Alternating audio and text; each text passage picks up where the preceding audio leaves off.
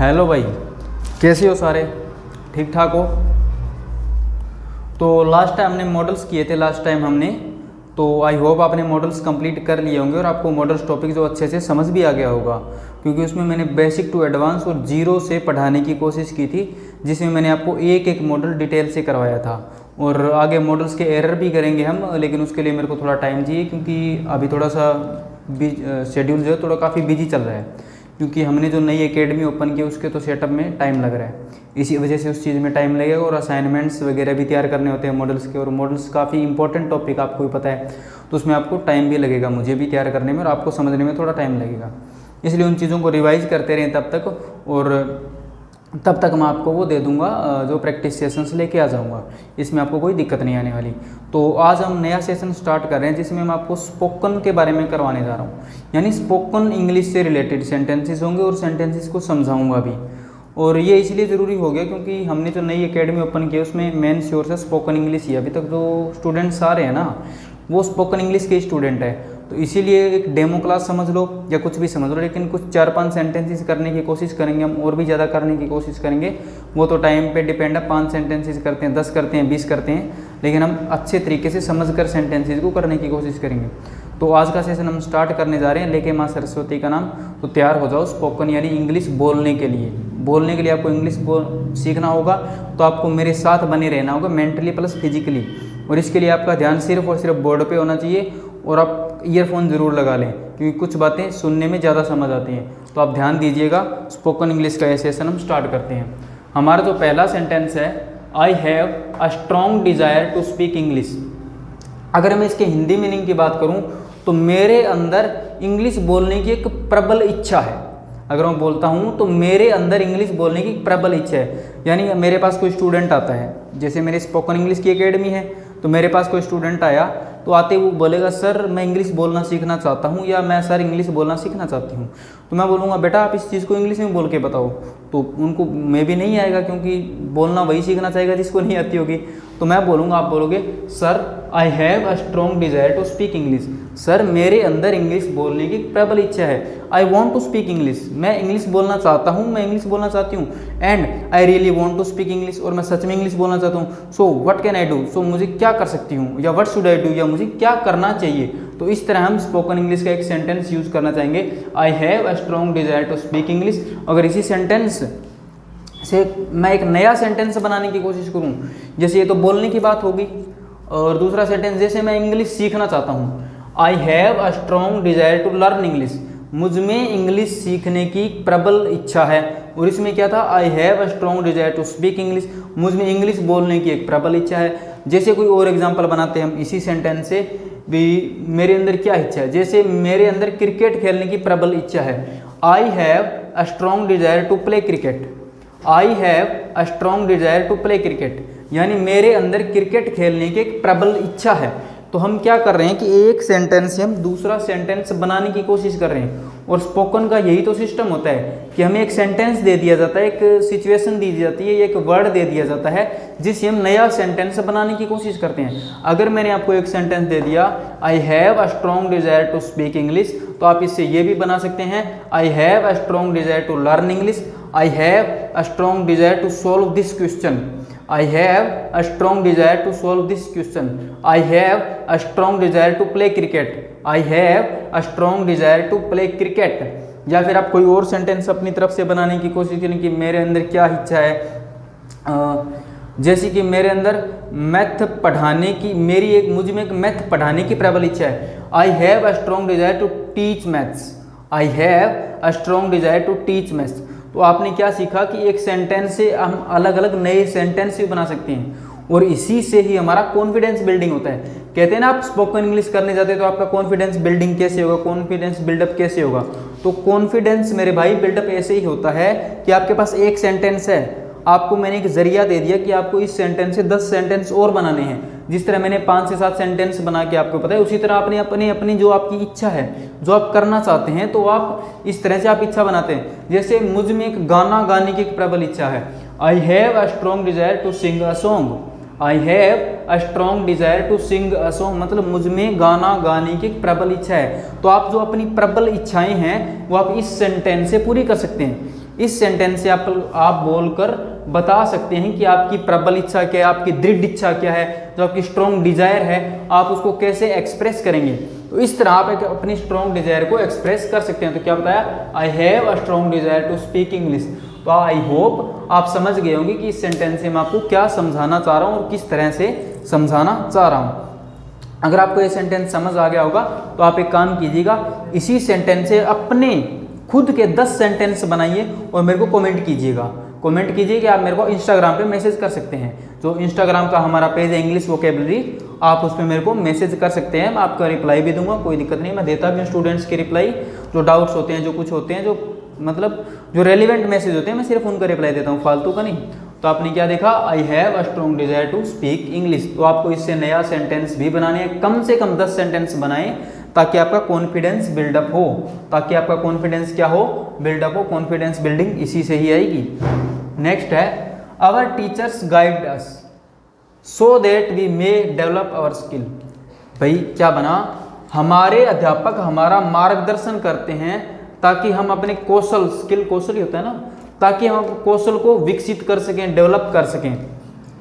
भाई जैसे कि फॉर एग्जांपल मेरे टीचर्स ने मुझे बताया कि मुझे शौक था पढ़ाने का, मुझे इंग्लिश में काफ़ी इंटरेस्ट है। तो मेरे टीचर्स ने बोला कि बेटा एक काम करो, तुम पढ़ाना शुरू कर दो। जो टीचर्स हैं मेरे, उन्होंने कहा बेटा आप पढ़ाना शुरू कर दो। अब टीचर्स और मैं बताऊँ कुछ दोस्त भी हैं, कुछ दोस्त भी हैं मेरे ऐसे जो ये चाहते हैं कि भाई मैं पढ़ाना शुरू कर दूँ। नाम नहीं दूंगा, 2 लड़कियां हैं और 1-2 लड़के हैं उनमें, ठीक है। तो उन्होंने कहा, जैसे मेरा छोटा भाई है, वो भी कहता है कि तेरी अगर इतनी इच्छा है इस चीज़ में तो भाई तू पढ़ाना शुरू कर दे, ठीक है। अगर पढ़ाना शुरू कर देगा तो ये क्या हो गया, उन्होंने मुझे गाइड किया, be my friends, my brother, my sister, my family guide, ठीक है। उन्होंने मेरे को गाइड किया so that we may develop our skill. उन्होंने मेरे को गाइड किया कि ये जो तेरी स्किल है, ये जो तेरी स्किल है इसको डेवलप कर। और अगर तू पढ़ाना शुरू कर देगा, अगर तू पढ़ाना शुरू कर देगा तो तेरी स्किल ऑटोमेटिकली डेवलप हो जाएगी।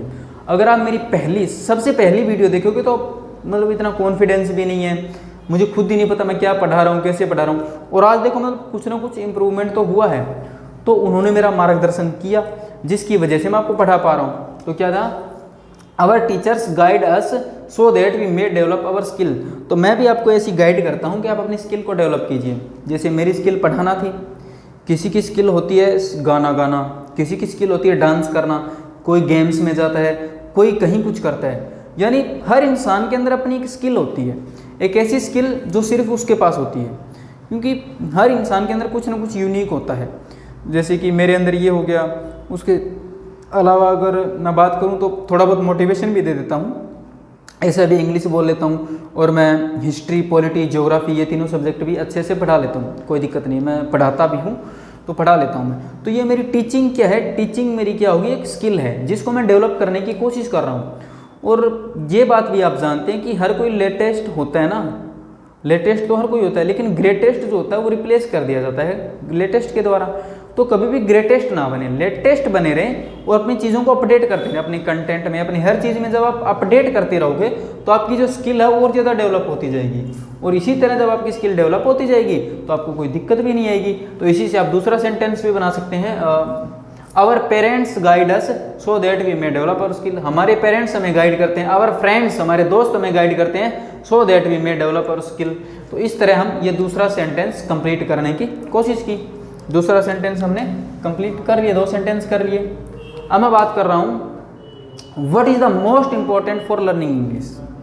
तुमसे किसी ने क्वेश्चन पूछा, आप मेरे पास आए, कहते सर हमें इंग्लिश लर्न करनी है। तो आपने मेरे से डायरेक्ट पूछा sir what is the most important for learning English, sir English सीखने के लिए सबसे ज़्यादा ज़रूरी क्या है। आपने बोला sir what is the most important for learning English, sir English सीखने के लिए सबसे ज़्यादा ज़रूरी क्या है। तो आपने मेरे से ये क्वेश्चन पूछा, मैं बोलूँगा फर्स्ट ऑफ ऑल सबसे पहले यू हैव ए पेशेंस, मतलब आपके पास पेशेंस होना चाहिए, हार्डवर्क होना चाहिए। आप हार्डवर्क करोगे, पेशेंस रखोगे, स्पीकिंग सीखना चाहते हो, आपको ज़्यादा से ज़्यादा बोलना पड़ेगा, ज़्यादा से ज़्यादा सेंटेंसेस आप बोलोगे तभी आपके वो सेंटेंसेस जुबान पे चढ़ेंगे। कहते हैं ना जब चीज़ जुबान पे चढ़ जाती है तब वो आपको जल्दी समझ आती है। जैसे कि फॉर एग्जांपल अगर मैं बात करता हूँ स्पीकिंग इंग्लिश से रिलेटेड, बचपन में क्या होता था, बचपन में हमारे माँ बाप, हमारे माँ बाप, बड़े भाई बहन, चाचा चाची या जो भी थे फैमिली में, जब हम मान के चलो साल 2 साल जब भी बोलने लगता है बच्चा, तब क्या होता था कि हमें बुलवाने की कोशिश करते थे। हम भी करते हैं, छोटा बच्चा होता है, हम कोशिश करते हैं कि हम उनको बुला दें।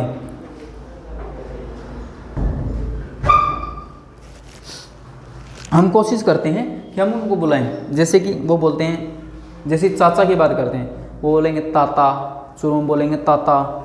मतलब कुछ दिन एक्सपीरियंस होता है। एक्सपीरियंस क्या होता है, कुछ दिनों की उनकी प्रैक्टिस होती है। वो चाचा को ताता ताता बोलते, चाचा बोलना सीख जाते हैं। या कोई चीज़ हम नई उन्हें सिखाने की कोशिश करते हैं, तो वो चीज़ वो टाइम टू टाइम सीखते जाते हैं। तो इसलिए हर चीज़ का एक इम्पोर्टेंट होता है, हर चीज़ की एक इम्पोर्टेंस होती है। इंग्लिश सीखने के लिए सबसे पहले आप क्या करोगे, इंग्लिश के कॉन्सेप्ट्स को जानोगे। कि इंग्लिश रटी नहीं जाती मेरे भाई, रटी नहीं जाती, और ना कोई रूल रटे जाते हैं, उनको कॉन्सेप्ट से सीखा जाता है। जैसे कि यहाँ पे फॉर आ गया, भी आप जानते हो फॉर एक प्रेपोजिशन है। फॉर क्या है, फॉर एक प्रेपोजिशन है। और प्रेपोजिशन क्या करती है, प्रेपोजिशन अपने बाद अपना ऑब्जेक्ट लेती है। प्रेपोजिशन अपने बाद अपना ऑब्जेक्ट लेती है। ऑब्जेक्ट हमेशा नाउन या प्रोनाउन होता है, ये मैंने पिछली वीडियोज़ में आपको बताया थोड़ा बहुत। ऑब्जेक्ट क्या होता है, हमेशा नाउन या प्रोनाउन होता है। इंग्लिश लैंग्वेज के अंदर ऑब्जेक्ट और सब्जेक्ट दो ही तो इंसान होते हैं, एक नाउन हो गया, एक प्रोनाउन हो गया। किसी वजह से नाउन और प्रोनाउन प्रेजेंट ना हो तो क्या करते हैं, वर्ब की फर्स्ट फॉर्म प्लस आईएनजी मिलकर नाउन का काम करती है। वर्बल नाउन या जिरंड बोल सकते हैं हम उसको, तो वो काम करती है। तो लर्निंग यहाँ पे वर्ब नहीं है मेरे भाई, ये क्या है, जिरंड है, या मैं बोल सकता हूँ वर्बल नाउन है। तो इस तरह इंग्लिश सीखी जाती है कि आप कॉन्सेप्ट से चलो, ना कि रूल रटो। उसके बाद ये आता है, उसके बाद ये करना चाहिए। कोई चीज़ें गलत भी हो जाती हैं, ग्रामर आसान नहीं है, ग्रामर बहुत मुश्किल है। लेकिन जब आप उसके कॉन्सेप्ट कर लेंगे, जब आप एक एक चीज़ का यूज सीख लेंगे, जब आप एक एक चीज़ सीख लेंगे, तो आपको उन चीज़ों को करने में प्रॉब्लम नहीं आएगी। तो इसी तरह what is the most important for learning English, तो प्रैक्टिस करनी पड़ेगी भी आपको, तो नॉर्मल सी बात यही है। दूसरा, I am interested in speaking English. भाई क्या है, I am interested in speaking English. भाई तुम किस चीज़ में इंटरेस्टेड हो, ये एग्जाम्पल आ गया। भाई I am interested in speaking English. तो एक बात याद रखोगे, इंटरेस्ट के साथ इन फिक्स होता है। ये वैसे एडजेक्टिव होता है, इंटरेस्टेड के साथ इन फिक्स होता है, इन फिक्स होता है, जिसमें मतलब आप किस चीज़ में इंटरेस्टेड हैं। जैसे इससे मैं नया सेंटेंस बनाता हूँ, I am interested in playing cricket. भी मैं क्रिकेट खेलने में इंटरेस्टेड हूँ। I am interested in doing this work. I am interested in doing this work, मैं ये काम करने में इंटरेस्टेड हूँ। Next, he is interested in playing football. He is interested in playing football. आप बोलोगे, my mother is interested in cooking. My mother is interested in cooking. My father is interested in जैसे किसी के पापा driving करते हैं, my father is interested in driving. My father is interested in driving. आप बोलोगे, my brother is interested in learning. मेरा भाई है वो लर्निंग में इंटरेस्टेड है। आप बोलोगे, आपकी बहन जैसे कि किसमें, किताबें पढ़ने में इंटरेस्टेड है। My sister is interested in reading books. My sister is interested in reading books. तो आपने क्या सीखा, इंटरेस्टेड इन, और इंटरेस्टेड इन से आपने क्या बनाए, नए सेंटेंस। जिस चीज़ में आप इंटरेस्ट रखते हैं उस चीज़ से आप सेंटेंस बनाने की क्या कर रहे हैं, कोशिश कर रहे हैं। अभी इस तरह से हमने सेंटेंस बनाए। नेक्स्ट है, I feel like reading books. Feel like क्या होता है भाई, अगर मैं बात करूँ फील लाइक की, फील लाइक के बारे में बात करूँ तो ऊपर वाले सेंटेंस में मिटा देता हूँ, यहाँ पे आपको लिख के बताता हूँ कि फील लाइक आखिरकार होता क्या है।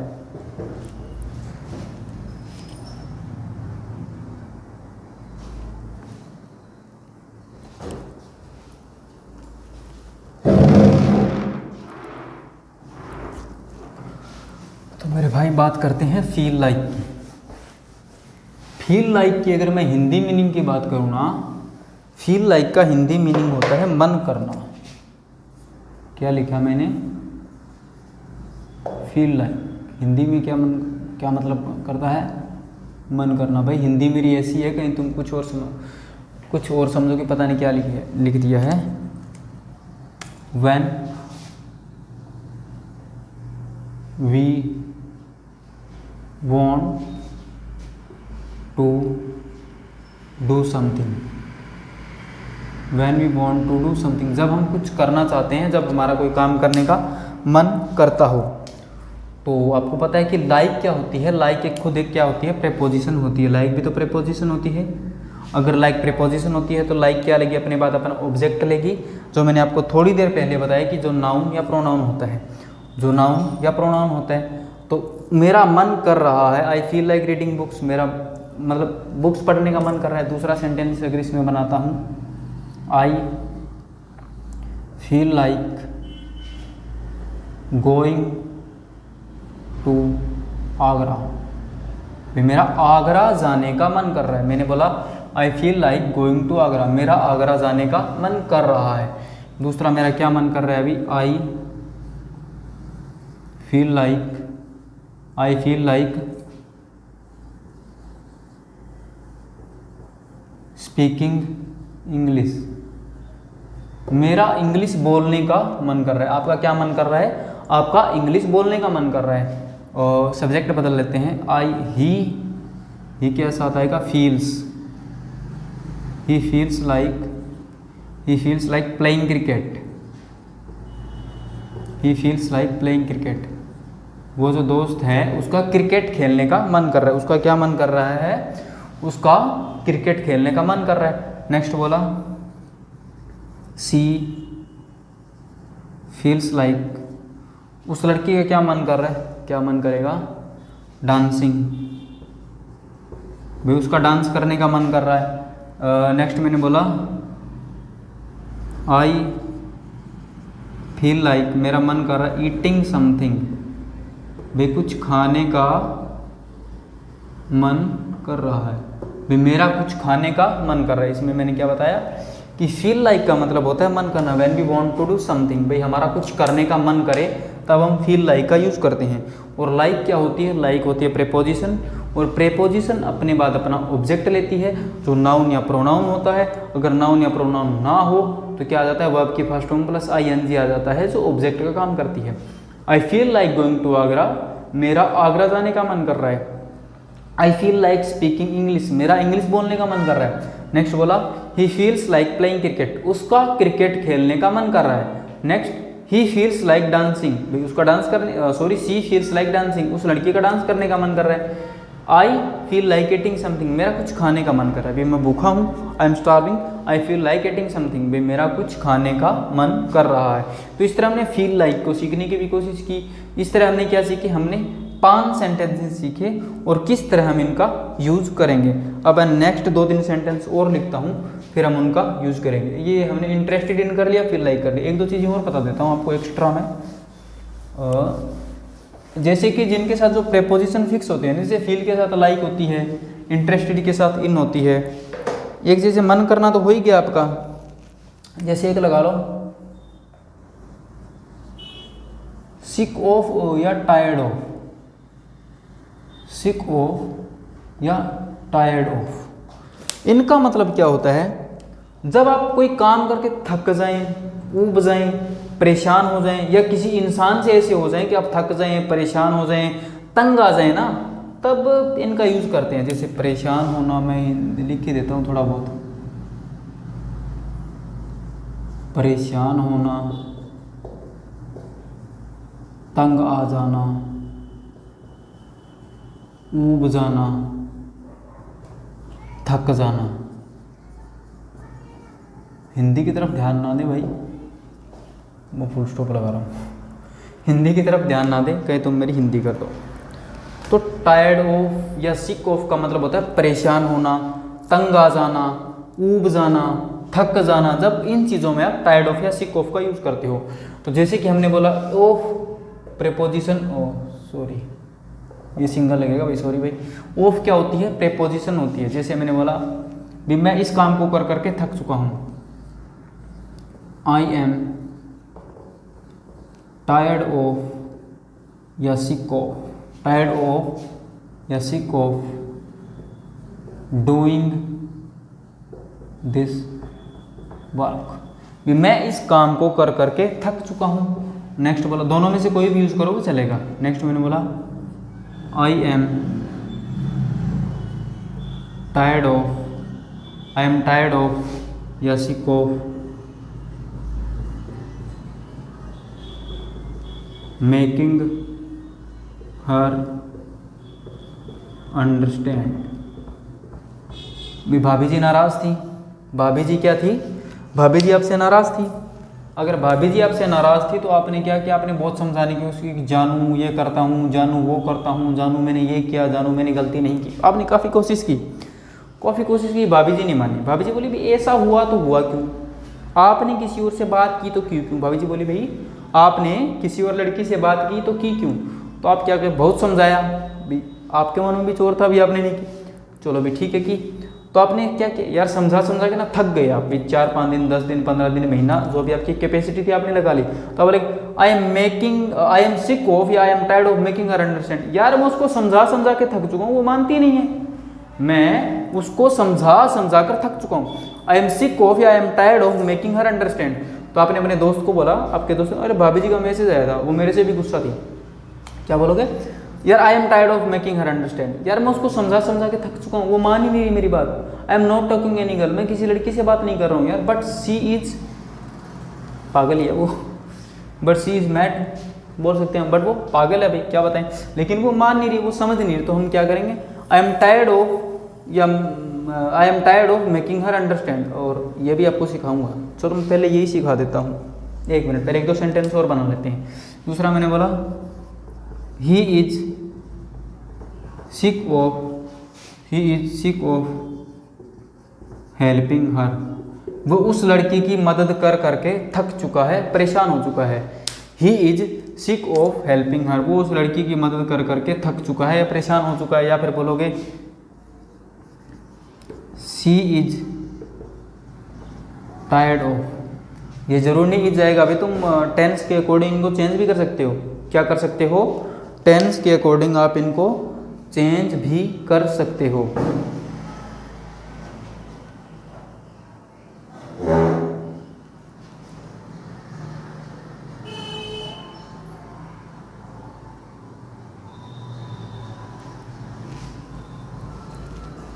आप इनको टेंस के अकॉर्डिंग चेंज भी कर सकते हो। She is tired of him, भी उस लड़के से परेशान हो चुकी है।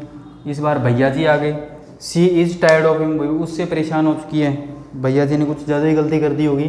तो she is tired of him, वो उस इंसान से भी हिम की जगह आप क्या कर सकते हो? हिम की जगह हर भी कर सकते हो। ये तो ऑब्जेक्टिव होते हैं। रोहित कर सकते हो, रानी कर सकते हो, या आगे किसी का भी नाम या नाउन या जो भी आप किसी का नेम वगैरह लगा सकते हो, नाउन लगा सकते हो। She is tired of doing this work, वो इस काम को कर करके थक चुकी है। वो रोहित से परेशान हो चुकी है, वो रानी से परेशान हो चुकी है, वो अपने भाई से परेशान हो चुकी है, वो उसको पैसे दे दे के परेशान हो चुकी है। इस तरह आप कोई भी सेंटेंस बना सकते हो। तो अब जो हमने क्या करना है, ये कॉपी कर लेना।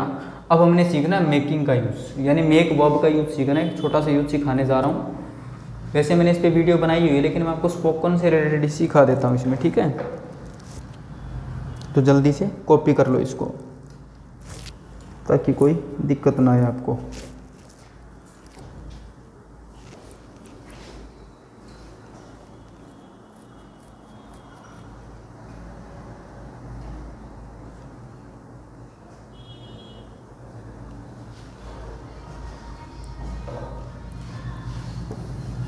क्या था? आई एम टायर्ड ऑफ या sick of making her understand. तो बात करते हैं मेक की। मेक होती है पॉजिटिव वर्ब। पॉजिटिव वर्ब यानी जो किसी चीज़ का क्या बनती है? कारण बनती है। जो किसी चीज़ का क्या बनती है? कारण बनती है। कारण बनती है। मेक क्या होती है? पॉजिटिव वर्ब होती है जो किसी चीज़ का कारण बनती है। और मेक का यूज़ कब किया जाता है? मेक का यूज़ किया जाता है पॉजिटिव वर्ब के रूप में भी जब आप अपना काम खुद तो करते नहीं हैं। अपना काम आप क्या नहीं करते? खुद नहीं करते, किसी और से करवाते हैं। यानी काम तो आपका है, लेकिन काम को करने वाला डूअर कोई और है। काम किसका? काम तो मेरा है। जैसे मैंने बोला भाई ये मेरा काम है, ये मेरा दोस्त करेगा। काम तो मेरा है, लेकिन आप करवाते अपने किसी दोस्त से, भाई से, जिससे भी करवाते हैं। काम को करने वाला डूअर कोई और है। मैं लिखूंगा when something is done by someone else,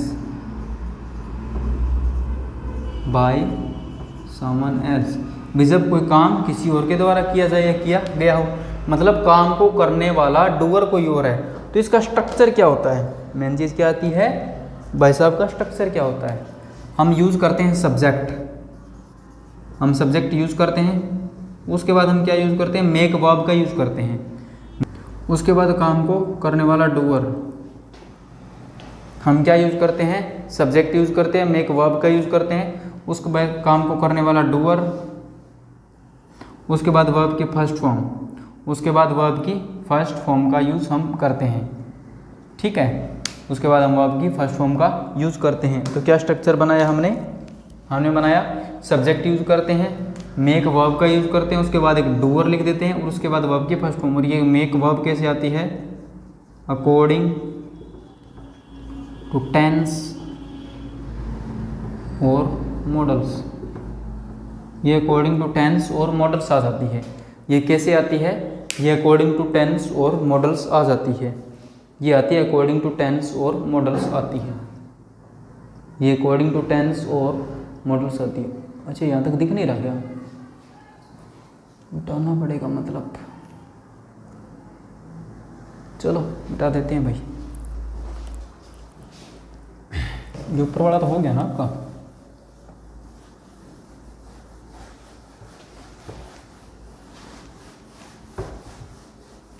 क्या बताया मैंने, ये दोबारा लिख देता हूँ मैं, ठीक है ना, नहीं दोबारा क्या लिखना, चलो ऊपर समझा देता हूँ, ठीक है। मेक वर्ब, मेक क्या होती है, पॉजिटिव वर्ब होती है जिसका यूज़ किया जाता है जब कोई काम, अपना काम, भाई काम मेरा है मैं करवा किसी और से रहा हूँ, जैसे काम मेरा है मैं करवा किसी और रहा हूँ, जब हम अपना काम खुद ना करते हूँ लेकिन किसी दूसरे से करवाते हूँ, जब हम अपना काम खुद ना करके किसी दूसरे से करवाते हैं तब हम मेक वर्ब का यूज़ करते हैं। मेक वर्ब का यूज़ हमने इस तरह किया तो वो पॉजिटिव वर्ब बन जाती है। और इसका स्ट्रक्चर क्या होता है, सब्जेक्ट यूज़ करते हैं, मेक वर्ब का यूज़ करते हैं जो अकॉर्डिंग टू टेंस और मॉडल्स, यानी पास्ट में भी यूज़ हो जाएगी, फ्यूचर में भी यूज़ हो जाएगी और प्रेजेंट में तो यूज़ होनी ही है। उसके बाद काम को करने वाला डूअर, उसके बाद वर्ब की फर्स्ट फॉर्म। और ये वर्ब की फर्स्ट फॉर्म क्या रहती है, हमेशा फिक्स रहती है भाई, ये वर्ब की फर्स्ट फॉर्म हमेशा क्या रहती है, फिक्स रहती है। जैसे मैंने सेंटेंस लिखा भी मैं अपना काम अपने दोस्त से करवाता हूँ, तो मैं बोलूँगा आई make my friend, I make my friend do my work, do my work. मैं अपना काम अपने दोस्त से करवाता हूँ, मैं क्या करता हूँ, मैं अपना काम अपने दोस्त से करवाता हूँ।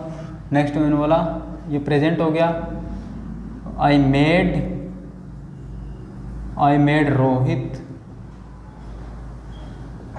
वॉश माई क्लोथ्स, मैंने अपने कपड़े किससे धुलवाए, मैंने अपने कपड़े रोहित से धुलवाए। ये क्या हो गया, पास्ट टेंस हो गया भाई, मैंने अपने कपड़े रोहित से धुलवाए। या फिर बोलूँगा आई will make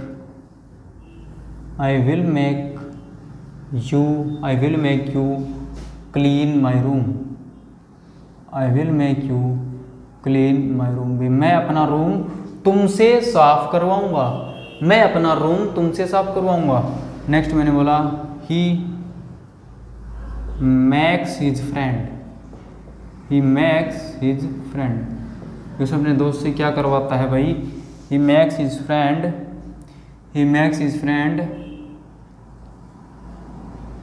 paint his room. वो अपना रूम है जो हर बार किससे पेंट करवाता है, अपने दोस्त से करवाता है। या फिर मैंने बोला शी मेड हर फादर पे हर रेंट। उस लड़की ने अपना रेंट अपने पापा से पे करवाया, उस लड़की ने अपने रूम का या जो भी था वहाँ का रेंट किससे पे करवाया, अपने पापा से पे करवाया। या फिर मैंने बोला आई मेक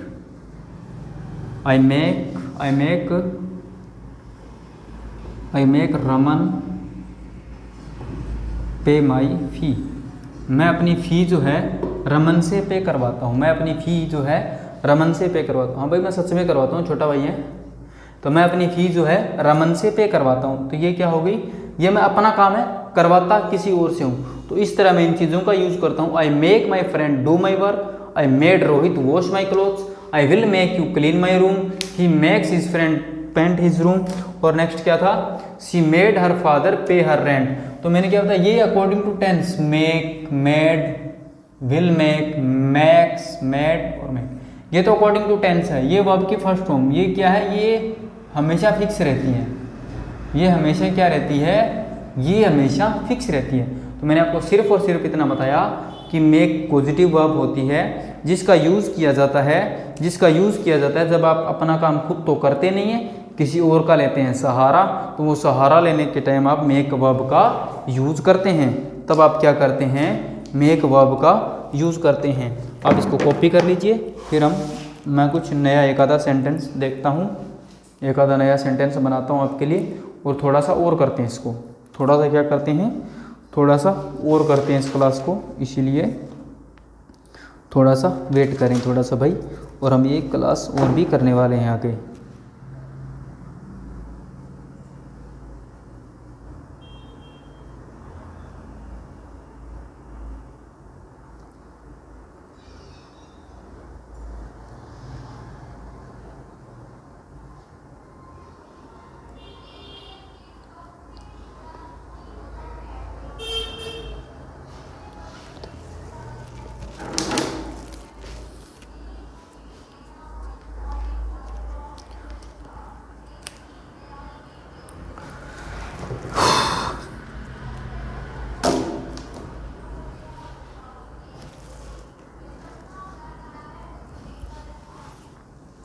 करो करो, ये कैमरा हिल कैसे गया, अच्छा अच्छा वो इधर पैर लगाता हूँ, ठीक ठीक, चलो कोई दिक्कत नहीं, दिख तो रही है, चल जाएगा काम।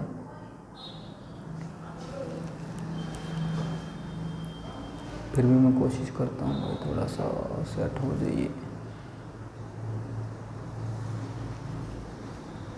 अब सही है ना,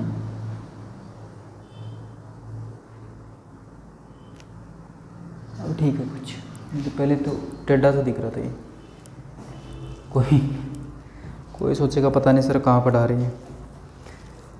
ये 2-3 सेंटेंस हो रही है और समझा देता हूँ, फिर करते हैं।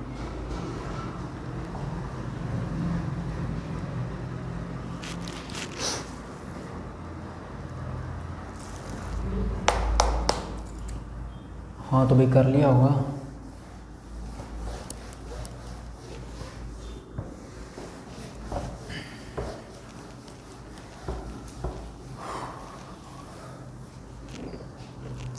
अगला सेंटेंस लिख रहा हूँ भाई मैं।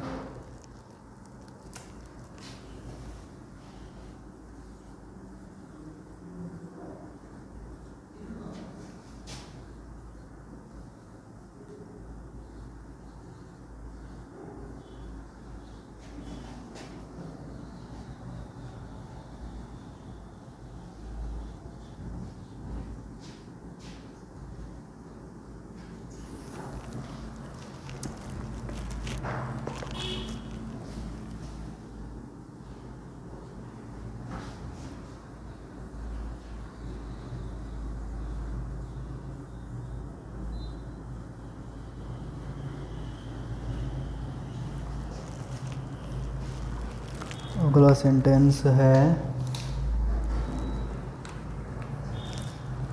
लिखा था मैंने यहीं पे,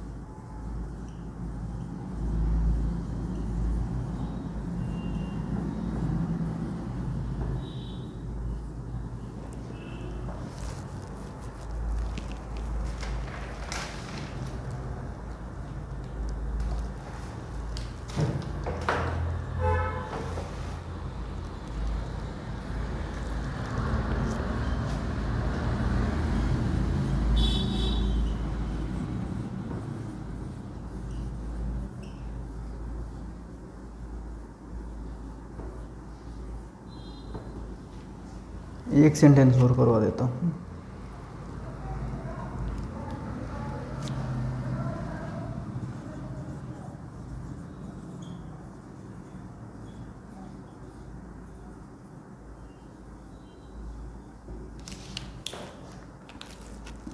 ये क्या है, अगले सेंटेंसेस।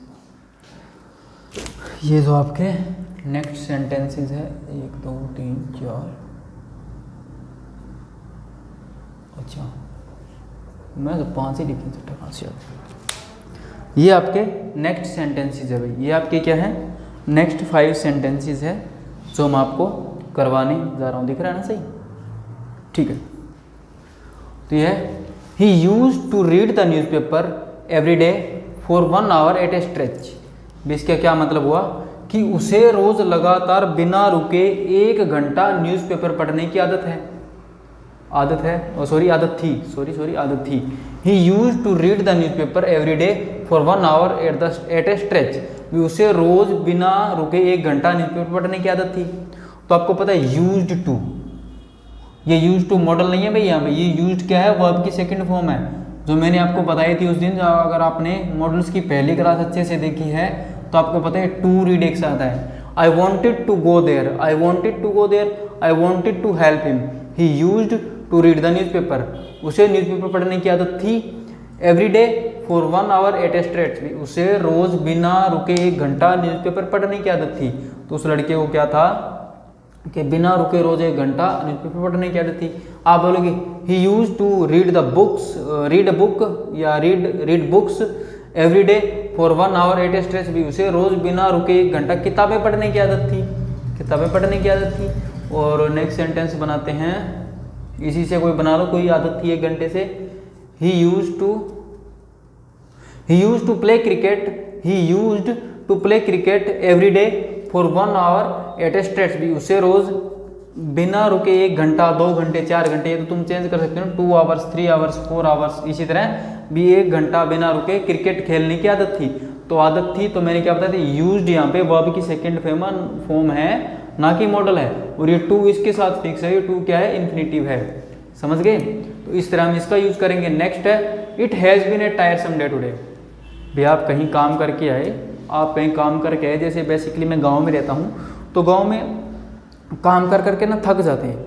और जो गर्मियों का टाइम होता है वो थोड़ा और ही प्रॉब्लम क्रिएट करता है। तो कई बार क्या होता है कि बहुत ज़्यादा गर्मी भी होती है, काम भी ज़्यादा होता है। तो ऐसी सिचुएशन में हम आगे क्या बोलेंगे, it has been a tiresome day today. भैया आज का दिन यार बहुत ही थकाऊ रहा। आज का दिन क्या था, बहुत ही थकाऊ रहा। It has been a tiresome day today. I have done many work, I have done many, मैंने आज बहुत से काम किए भाई, बहुत से काम कंप्लीट कर लिए। तो क्या हुआ भाई, आज का दिन बहुत ही थकाऊ रहा। तो आज का दिन थकाऊ रहा, इसके पीछे कई रीजन हो सकते हैं। भी काम ज़्यादा था, काम हार्ड था, गर्मी वगैरह ज़्यादा थी, बारिश वगैरह की परेशानी हो जाती है ना जिन कामों में, वही दिन काम कर करके आपके थकाऊ हो जाते हैं। नेक्स्ट है, आई think you should help your friend. भी मुझे लगता है, आई थिंक मुझे लगता है तुम्हें अपने दोस्त की मदद करनी चाहिए। तो आई थिंक से दूसरा, I think you should go there. मुझे लगता है तुम्हें वहाँ जाना चाहिए। I think you should read the newspaper. मुझे लगता है तुम्हें न्यूज़पेपर पढ़ना चाहिए। I think you should I think you should help Rani. तुम्हें रानी की मदद करनी चाहिए। तो आई थिंक आपको थोड़ी देर में सिखाता हूँ। आई थिंक कॉन्सेप्ट भी है, लेकिन उससे पहले हम ये कंप्लीट कर लेते हैं। Nobody would like to marry you. भाई तुमसे कोई शादी नहीं करना चाहेगा, भाई तुमसे कोई भी शादी नहीं करना चाहेगा, कोई भी तुमसे शादी करके खुश नहीं है। क्यों नहीं है? Because you are unemployed, because you are unemployed, so nobody would like to marry you. तुम यार पहली बात हो तुम बेरोजगार हो, तो तुमसे कौन शादी करना चाहेगा? तुम क्या हो, बेरोजगार हो, ऊपर से शक्ल अच्छी नहीं है, ऊपर से तुम बेरोजगार हो, ऊपर से माँ बाप की सुबह से हम डांट खाते रहते हो, ऊपर से तुम्हारे लक्षण माड़े हैं, तुम कांड करके बैठे, तुमसे शादी कौन करना चाहेगा? ठीक है ना।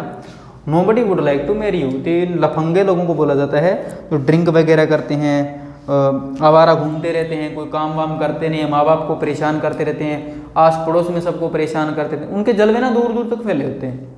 क्या होता है उनके जलवे ना दूर दूर तक फैले होते हैं। भाई आज वो उसने तो आज ये कांड कर ही दिया, मतलब कोई ना कोई ऐसा काम वो कर ही देता कि मेरी तो क्या शादी, तो क्या मतलब लोग वैसे ही नहीं बुलाते होंगे उनको, शादियों में नहीं बुलाते होंगे। तो ऐसे लड़कों को, ऐसी लड़कियां तो खैर बहुत ही रेयर ही चांस होता है, कोई एक आधी बेचारी बिगड़ती है, लेकिन लड़के ऐसे ज़्यादा करते हैं क्योंकि लड़कियां वो लगा लो भी कोई या तो ऐसी सिचुएशन में फंस गई हो, कोई ज़्यादा बड़े घर की, कई बार 1-2 ही देखे चांस, मैंने 1-2% ही देखा है। बाकी मैक्सिमम लड़कों में ये होता है कि वो ऐसे काम करने लग जाते हैं, भी कोई गुंडागर्दी में फंस गए, शराब वगैरह पीना, ऐसी आदतें भाई छोड़ दो। अगर तुम में कोई ऐसी आदत है तो छोड़ दो, कोई फ़ायदा नहीं है, कोई फ़ायदा नहीं, 1% भी फ़ायदा नहीं है। ये गंदी चीज़ें खाने से अच्छा, खाने पीने से अच्छा कोई अच्छा काम कर लो, समझ गए ना। तो ये आदतें आप छोड़ दो, क्योंकि यार तो आज तो आपको एक रिजल्ट दिखा ही रहा हूँ। Nobody would like to marry you. आपको सामने वाला इंग्लिश में बोले, कहते क्या, कुछ समझ नहीं आया, कहता भाई तेरे से कोई शादी नहीं करना चाहेगा। तो समझ ही रहे, उसको तो इंग्लिश भी समझ नहीं आएगी बेचारे को, तो इसलिए ये बोला जाएगा। Next, people had to go home. आपने मॉडल्स पढ़े, हैड टू का क्या मतलब हो गया, past compulsion. Past compulsion plus force या पास्ट कंपल्सन मस्ट की जगह हम यूज़ करते हैं पास्ट में भी। अगर आपने मॉडल्स अच्छे तरीके से किए हैं, अगर आपने मॉडल्स की क्लास एक क्लास अच्छे तरीके से देखी है तो आपको हैड टू का मीनिंग पता होगा। We people had to go home, लोगों को घर जाना पड़ा। लोगों को क्या था, घर जाना पड़ा। लोगों के पास कोई ऑप्शन नहीं था, लोगों को घर जाना पड़ा। तो घर जाना पड़ा तो क्या मतलब, people had to go home, लोगों को घर जाना पड़ा। I had to go home, मुझे घर जाना पड़ा। I had to do that work, मुझे वो काम करना पड़ा। I had to help my friend, मुझे अपने दोस्त की मदद करनी पड़ी। या फिर इसको प्रेजेंट में बना लो, I have to go home, मुझे घर जाना पड़ेगा, मतलब I have to go home, मुझे घर जाना पड़ेगा। You have to do this work, तुम्हें ये काम करना पड़ेगा। आपको बॉस बोला you have to do this work, otherwise you can not go home, otherwise तुम घर नहीं जा सकते, समझ गए। या फिर आप बोलोगे you must do this work, तुम्हें ये काम करना है, you must do this work, you have to do this work. तो हम क्या करते हैं, हैव टू क्या होता है, have to present compulsion plus क्या होती है, फोर्स होती है। और मस्ट में क्या होती है, ओनली कंपल्सन होती है, जिसका हम जिक्र करते हैं और जिसका हम जिक्र हम मॉडल्स टॉपिक में कर चुके हैं अच्छे से। और अच्छे से मैंने आपको करवाने की कोशिश की थी और बहुत से लोगों को समझ भी आया, ऐसी बात नहीं। तो मेरे पास मैसेज आए उसके अकॉर्डिंग बता रहा हूँ मैं। तो had to, have to, has to, must, इनका यूज़ मैंने आपको करवा चुका हूँ। तो अब बात करते हैं, यहाँ पे क्या था, आई थिंक। ये कॉपी कर लो, भी फिर करता हूँ।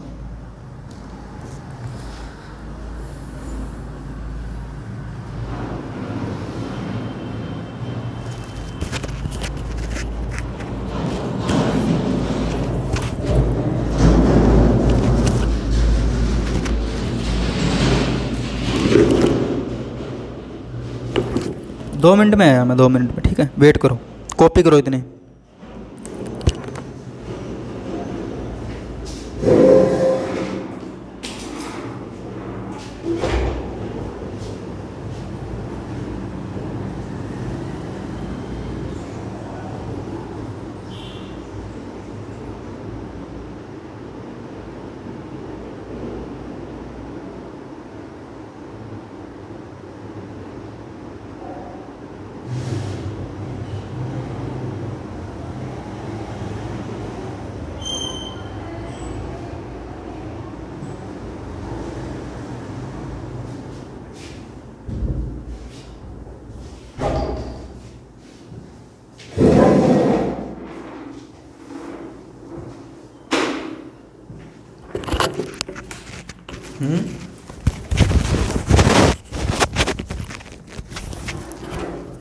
माइक सेट कर लेता हूँ।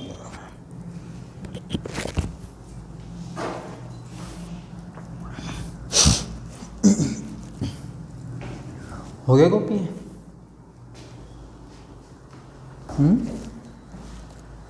कितना?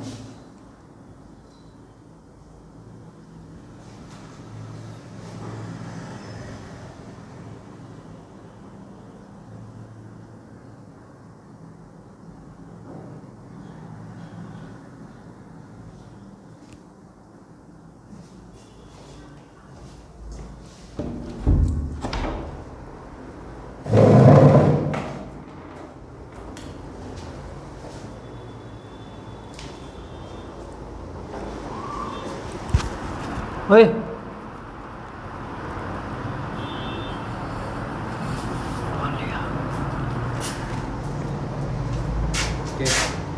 फोन लगे 1 मिनट हो जाए तो मैं खोल लूँगा।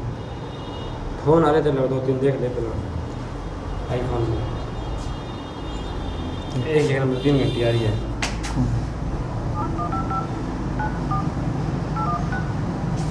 पूछ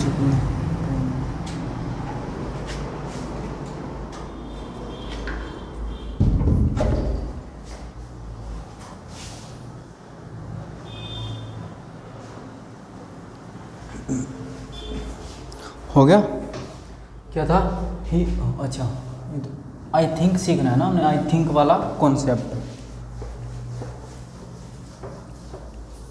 अरे वो कोई आ गया था, फोन आ रहा था, मैं इसलिए कह रहा था। ये क्या है? आई थिंक का कॉन्सेप्ट। 1 मिनट, चल रही है वीडियो? हाँ ठीक।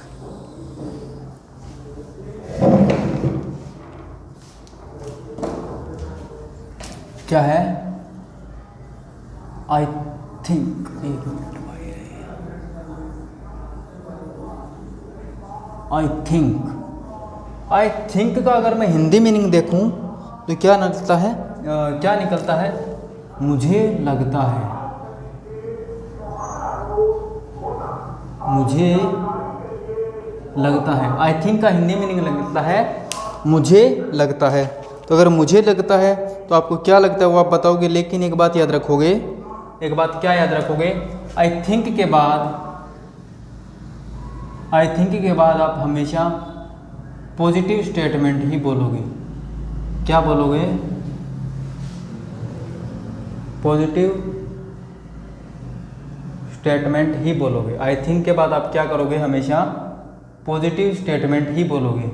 पॉजिटिव स्टेटमेंट ही बोलोगे। अगर बात को नेगेटिव बोलना है तो वो तरीका भी बताऊंगा, लेकिन आप पॉजिटिव स्टेटमेंट को पहले सीख लो। तो पहले स्टेटमेंट क्या है?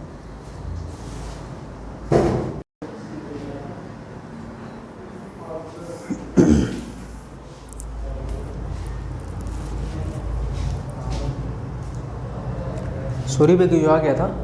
हाँ, जाना पड़ा। आई हैड टू गो, ठीक है। I had to go, students आ गए थे।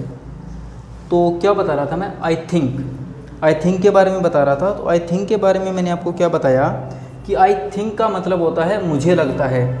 और इसके बाद हम क्या करते हैं? इसके बाद हम हमेशा पॉजिटिव स्टेटमेंट का यूज़ करते हैं। जैसे कि मैंने बोला आई think you should help your friend. कि मुझे लगता है तुम्हें अपने दोस्त की मदद करनी चाहिए। कि मुझे क्या लगता है? मुझे लगता है कि तुम्हें अपने दोस्त की मदद करनी चाहिए। या फिर मैंने बोला आई think you should do this work. मुझे लगता है तुम्हें ये काम करना चाहिए। तो आई थिंक के बाद हमने क्या बोला? भी पॉजिटिव स्टेटमेंट का हम यूज़ करेंगे। पॉजिटिव स्टेटमेंट का यूज़ करेंगे। उसके बाद अगर हम नेगेटिव की बात करते हैं, नेगेटिव स्टेटमेंट की अगर बात करें हैं तो हम क्या करेंगे? नेगेटिव यहाँ नहीं करेंगे। नेगेटिव को क्या करेंगे? यहाँ पे आई डोंट थिंक करेंगे। हम क्या करेंगे? आई डोंट थिंक। भाई मुझे नहीं लगता, भाई मुझे नहीं लगता। जैसे मैंने बोला, अगर मैं बात करूँ ना इसकी आई थिंक के बाद अगर हम नेगेटिव स्टेटमेंट की बात करें तो क्या होता है? जैसे कि क्या बोलते हैं कि मुझे लगता है तो पास नहीं होगा। मतलब तुमने क्या किया? फॉर एग्जांपल मैं 1 मिनट आपको ये समझा देता हूँ। अगर नेगेटिव स्टेटमेंट की बात करूँ, मैंने लिखा आई think you will not pass. मुझे लगता है कि तुम पास नहीं होगे। भाई तुम अपने दोस्त के पास गए, भागे कहता भाई कहता मुझे लगता है। कहता हाँ, अगला खुश हो जाएगा। तुम्हारा चेहरा क्या है? तुम्हारा चेहरा खुशी वाला है। अगला खुश हो जाएगा। भाई कोई खुशखबरी लेके आया बंदा, कहता भाई कहता हाँ आई डोंट थिंक, भाई कहते हाँ कहते तो फेल हो जाएगा। कहते क्या यार, मतलब क्या होगा? कहते हंसते हंसते थप्पड़ मार दिया। सुना होगा? कहते हंसते हंसते थप्पड़ मार दिया। बचपन में क्या होता, कई टीचर्स होते थे हमारे, टीचर्स का चेहरा इतना प्यारा मासूम होता था, हंसते हंसते लेत तरीके मारते थे खिंचा के, और दर्द ज़्यादा होता था। कहने का मतलब जब पापा मारते थे, मम्मी मारती थी, टीचर मारते थे, तब हमें पता लग जाता था फेस देख के अब पढ़ने वाली है। शरीर को हम ऐसे कर लेते थे, अब पड़ेगी कोई बात नहीं, कम लगे। और ढीली हड्डियों से बैठी हुई ऐसी लगती है ना, वो भी धीरे मारी हुई भी तेज़ लगती है, आपको पता है। तो वही चीज़ तो यहाँ पे अप्लाई होगी। बात तो पॉजिटिव वे से स्टार्ट की, लेकिन ख़त्म नेगेटिव वे से कैसे कर सकते हो भाई तुम? अगर हॉस्पिटल में खड़े हो, डॉक्टर कहता हमें लगता है वो मर जाएगा, डॉक्टर की जान ले लेंगे लोग। डॉक्टर हमें लगता है, डॉक्टर खुशी से आ रहा है, बाहर आया ऑपरेशन थिएटर से, हमें लगता है, कहता हाँ डॉक्टर वो मर जाएगा। अबे पागल हो गए हो क्या? बात को पॉजिटिव वे से स्टार्ट कर रहे हो तो बात को पॉजिटिव वे से ही ख़त्म करो। अगर बात को तुमने पॉजिटिव वे से स्टार्ट किया है तो बात को पॉजिटिव वे से ख़त्म करो, ना कि नेगेटिव वे से। इसी तरह अगर बात को नेगेटिव वे में ही बोलना है तो बात को स्टार्टिंग ही नेगेटिव वे से करो। बात को स्टार्ट क्या करो? नेगेटिव वे से स्टार्ट करो। जैसे कि मैंने बोला आई डोंट थिंक, मुझे नहीं लगता, तो आप क्या करोगे? आई डोंट, उसके बाद पॉजिटिव स्टेटमेंट बोलोगे, आई don't think you will pass. भाई मुझे नहीं लगता तुम पास हो जाओगे। क्या बोला? मुझे नहीं लगता तुम पास हो जाओगे। या मैं बोलता हूँ आई डोंट थिंक, मुझे नहीं लगता, I don't think she will go there, I don't think she will go there, मुझे नहीं लगता वो वहाँ जाएगी। क्या बोला? भाई तुमने क्या किया? बात को यहीं पे नेगेटिव कर दो। मेरे कहने का मतलब बात को बाद में नेगेटिव मत करो। अगर आप किसी भी बात को बाद में नेगेटिव करते हो तो क्या बन जाता है? वो चीज़ गलत मानी जाती है लैंग्वेज में। अगर बात को आप पॉजिटिव वे से स्टार्ट करते हो तो आपका फ़र्ज बनता है कि आप बात को पॉजिटिव वे में ही ख़त्म करो। अगर आपको बात को नेगेटिव बोलना है तो आप बात को क्या करो? नेगेटिव वे से ही स्टार्ट करो, आई डोंट थिंक से स्टार्ट करो। अगर इसी के मैं 2-3 बातें और बता देता हूँ आपको इसी में, तो आपको क्या करना है वो भी बताऊँगा, लेकिन आप पहले इसको कॉपी करें। आई होप आपको ये समझ आ गया होगा क्या समझाना चाह रहा हूँ मैं आपको क्या समझाना चाह रहा हूँ।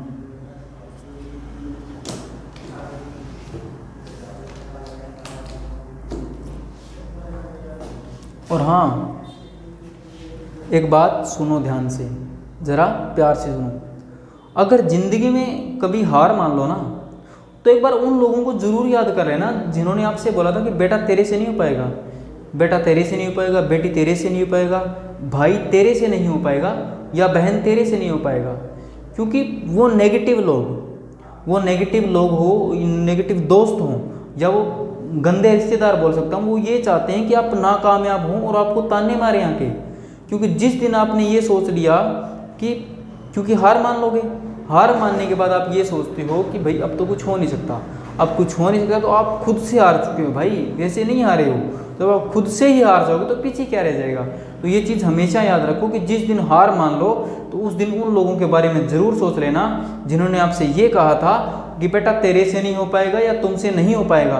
क्योंकि वो लोग आपकी नेगेटिविटी या आपके नाकामयाब होने की राह देख रही हैं और उसके बाद आपको ताने मार मार के मार देंगे वो। इससे अच्छा आप आज मर मर के पढ़ लो, आज थोड़ा परेशान हो जाओ, आज थोड़ा परेशान हो के अपना काम कर लो ताकि आप कामयाब हो जाओ और उन लोगों के मुंह बंद कर दो।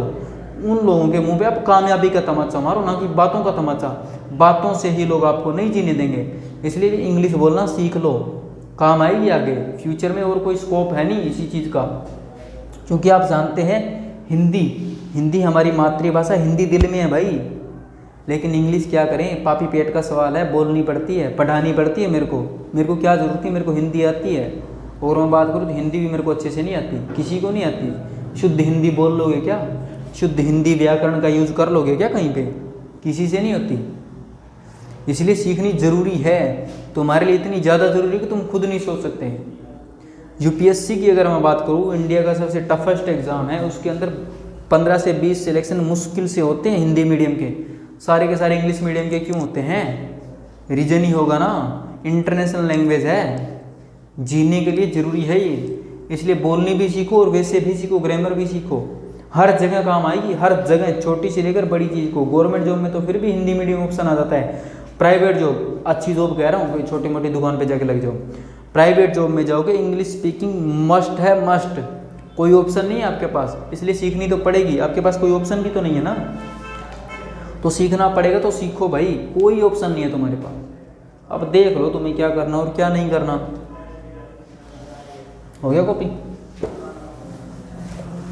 एक क्या होता है, एक चीज़ और बता देता हूँ मैं आपको, छोटी सी, 2 मिनट का काम रह गया बस। एक हम बोलते हैं according to me,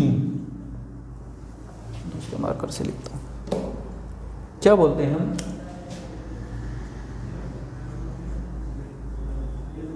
according to मी, यानी मेरे अकॉर्डिंग।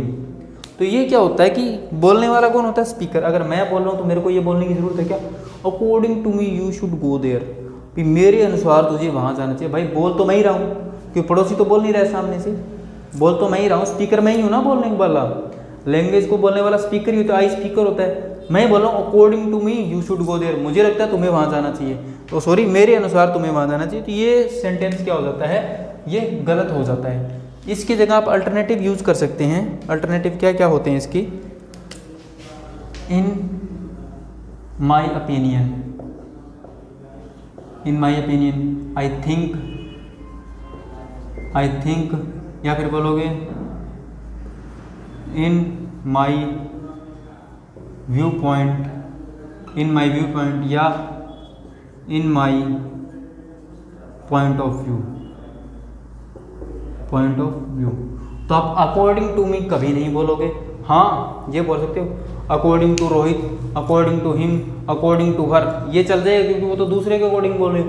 लेकिन अगर अपने अकॉर्डिंग आप ये अल्टरनेटिव्स यूज करोगे, in my opinion, I think, in my view point, in my point of view. तो ये थी आज की आपकी स्पोकन क्लास, जिसमें मैंने आपको 5, 7, 10 एक सेंटेंस बताए और कुछ टॉपिक्स या कुछ कॉन्सेप्ट भी कराए छोटे छोटे, जो आपको सीखने हैं, जो आपके स्पोकन में बहुत ही काम आने वाले हैं। तो आप इन चीज़ों को सीखोगे और नए नए सेंटेंस जो करवाए, चाहे आई थिंक हो, आई डोंट थिंक हो, चाहे इंटरेस्टेड इन हो, चाहे टायर्ड ऑफ, या जो भी मैंने आपको करवाया है, उनसे आप कम से कम 10-10 सेंटेंस जरूर बनाएं और देखें कि आपसे कुछ हो पा रहा है कि नहीं हो पा रहा। यानी कि अगर आप कुछ करोगे तभी तो आपका कॉन्फिडेंस बिल्डअप होगा। भाई कुछ करना तो पड़ेगा ही, बिना कुछ किए तो होना नहीं है। खुद से कुछ करो, खुद से सेंटेंस बनाने की कोशिश करो। गलत बनेंगे 1 बार, 2 बार, 4 बार, 5 बार, कभी तो सही बनेंगे। तो बनाने की कोशिश तो करो। अगर कोशिश ही नहीं करोगे तो काम कैसे चलेगा? तो आपको आई होप क्लास समझ आ भी गई होगी और आपने अच्छे से देख भी ली है। तो आपको क्या करना है? वीडियो को लाइक करना है, शेयर करना है, चैनल को सब्सक्राइब करना है और इंस्टाग्राम पेज को ज़रूर से ज़रूर फॉलो करें। वहाँ पे मैं मोटिवेशनल रील्स भी डालता हूँ और वो कैब तो पहले से ही डालता हूँ। वो कैब का 1 वर्ड, 2 वर्ड, 3 वर्ड जैसे भी होते हैं वो कैब डाली जाती है उसके ऊपर। ईजी भी, मुश्किल भी, एग्जाम से रिलेटेड भी, डेली वो कैब भी, न्यूज़पेपर वो कैब भी, साइंस लॉ वो कैब, जो भी है, जो भी आपका प्रोफेशन उससे अकॉर्डिंग आपको रिलेटेड मिल जाएगी कोई ना कोई वो कैब। ठीक है, तो आपको ये सब करना पड़ेगा और वीडियो को ज़्यादा से ज़्यादा शेयर करें, चैनल को सब्सक्राइब करें और थैंक यू। और ऐसे ही मेरा साथ देते रहें। थैंक यू मेरे दोस्तों।